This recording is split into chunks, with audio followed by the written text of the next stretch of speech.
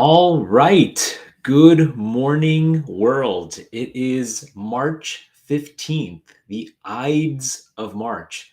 Beware the Ides of March. We're going to be talking about Tom Brady today. We're going to talk about his retirement and what that could mean for you. So, welcome to Shaw Planet. Ides of March. How did this whole Ides of March thing come to be?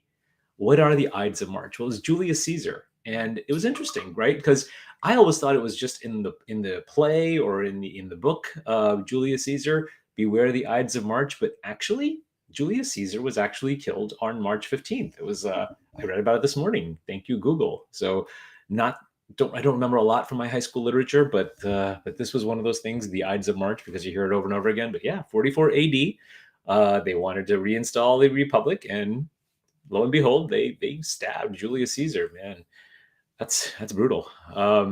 So I hope you are well. And listen, you guys know I'm a football fan, if you know me, and I'm a Chicago Bears fan. So it was one of those things when Tom Brady announced that he was unretiring. A couple of things first came to pass. First of all, I was excited because Aaron Rodgers, who's a quarterback in our division, signed this extension. I like to think that part of it was because he thought he could take over the division. So I'm happy that Tommy's back, and maybe Aaron Rodgers gets knocked down a rung. So that's pretty cool. But more importantly, and more importantly for you, what can we learn from Professor Tom? Tom, that's my Boston accent attempt. But what can we learn from Tom Brady about your retirement?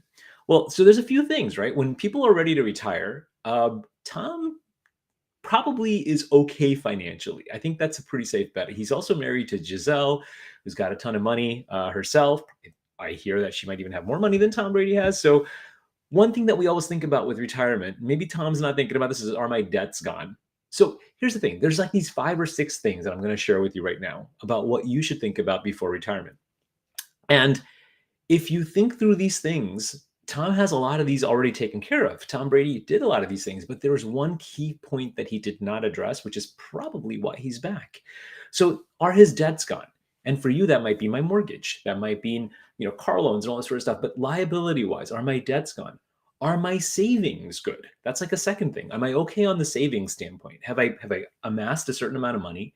And maybe it's not savings, maybe it's income. Have I Now again, Tom Brady has other businesses that he was involved with. He's involved with this health business, and he's certainly got a brand, and he could do plenty of commercials. So savings are good, income's good. Do I have access to those? Like, are they locked up? Is it in like some sort of pension where I just get a certain amount of money?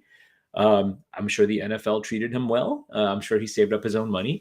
But for yourself and your retirement, can I access my income, or is it locked up behind an employer? Is it locked up in things that might have surrender charges? Um, how's my health care and my health insurance? Like, do I have my health insurance taken care of? Again, Tom Brady, fine. Financially, you're okay. I get it. You could pay for your own health care. But that's another factor in retirement. So check those boxes. So Tom Brady so far has 4 of those boxes checked. Can I live on a budget? I'm gonna guess he can live on a budget right now, but can we live on a budget? And what is that budget? Is it like $10,000 a month? Is it $15,000 a month? Is it 10 grand a month for like my regular living expenses, but then another 50 grand a year in travel?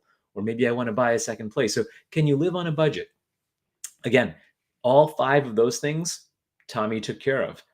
But the sixth one, the most important one, is probably, in my opinion, why he's unretiring. Now he should have called me because I could have told him about this, but he's not returning my calls. He's not returning my texts. So if you know Tom out there, have him give me a call. I can make sure he doesn't make this mistake a second time. Don't be surprised if you see a Drew Brees or something like that too. But here's what Tom might not have had: a plan.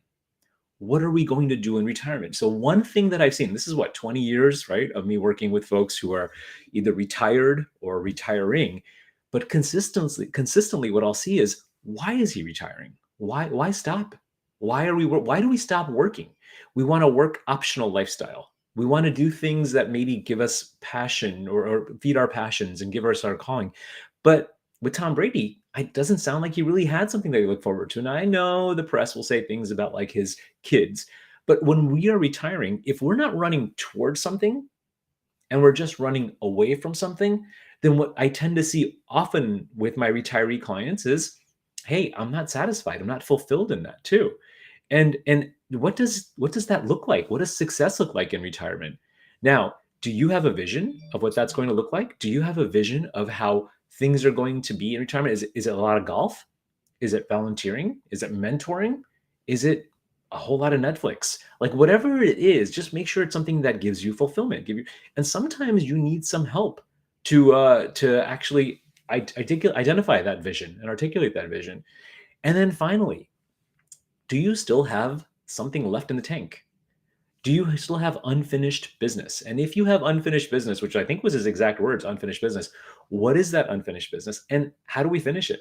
How do we finish it in a way that we're going to be passionate about it? Now, a couple of other things before we sort of break up. So that is as important. I think that's where Tom left off. Some of you might have gotten a card in the mail. Many of you should have gotten an email. If you are a client, if you are a connection of our firm, a friend of our firm, we are having our Fed and Shred event. We're going to have a food truck and a shredding truck for our clients and for our friends. So if you don't have details on that, reach out to us. We're celebrating Earth Day. When I say we, it's the Shaw Total Planning team, which includes the Pinky Shaw Mortgage team.